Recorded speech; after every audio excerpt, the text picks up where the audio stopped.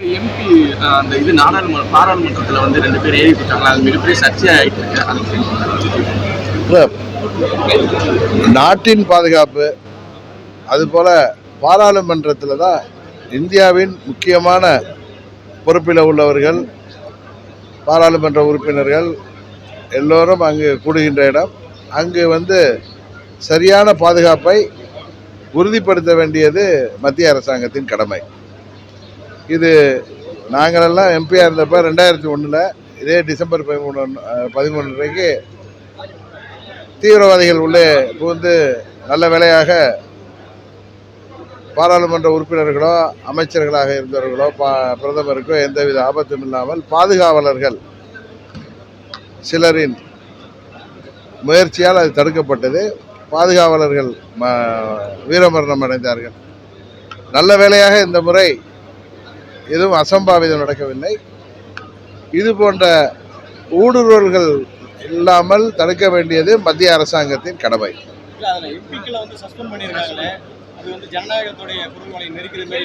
MP எந்த விஷயத்துல எம்பிக்களை suspend பண்ணாங்க? இல்ல எம்பிக்கள் என்ன விஷயத்திற்காக சஸ்பெண்ட் செய்யப்பட்டாங்க? பாதுகாப்பு குறைபாடு இருக்கு, கேள்வி கேட்டாங்க, கேள்வி கேட்டதுக்கு சஸ்பெண்ட் பண்ணப்பட்டாங்க. பாராளுமன்ற உறுப்பினர்கள் பாராளுமன்றத்தில் கேள்வி கேட்டதற்காக சஸ்பெண்ட் செய்யப்பட்டிருந்தால் அது வந்து ஒரு சரியான நடைமுறை இல்லை. அது சஸ்பென்ஷனை வந்து விட்ரா பண்ணணுங்கிறது தான் சரியான நிலைப்பாடாக இருக்க முடியும். இந்த மாத இறுதிக்குள் இல்லை அடுத்த மாதத்தில் ஒரு நல்ல முடிவு எடுக்கும். இல்லை அது வெறும் ஊடகங்களில் தான் நான் சரியாக பார்க்கணும். நான் தேர்தலில் நிற்கிறத பற்றி அந்த முடிவு எடுக்கலை.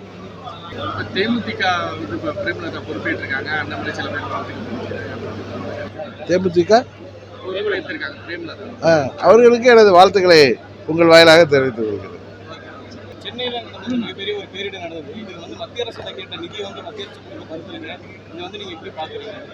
இப்போ இது வரைக்கும் கிட்டத்தட்ட 1000 கோடி கொடுத்துருக்காங்கன்னு நினைக்கிறேன்.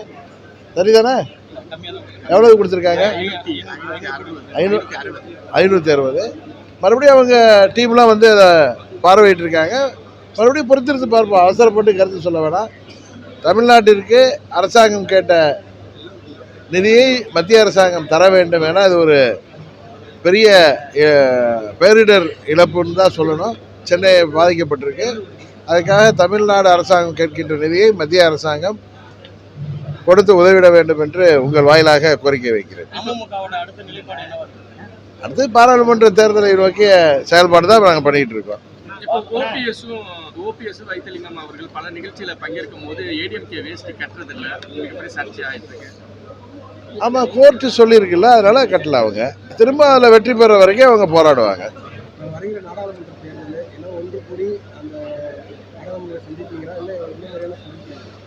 ஒன்று கூடினா யாராரு? ஆமாம் ஆமாம், அதிமுக ஒன்றுபட்டுமா? அதிமுக நாங்கள் அம்மா மக்கள் முன்னேற்ற கழகம் தவறான இடத்துல வந்து நீங்கள் கேள்வி கேட்குறீங்க. அதிமுகன்னு சொல்கிறவங்கள்ட்ட நீங்கள் கேட்கணும். செய்திகளை உடனுக்குடனும் துல்லியமாகவும் தெரிந்து கொள்ள சப்ஸ்கிரைப் பண்ணுங்க.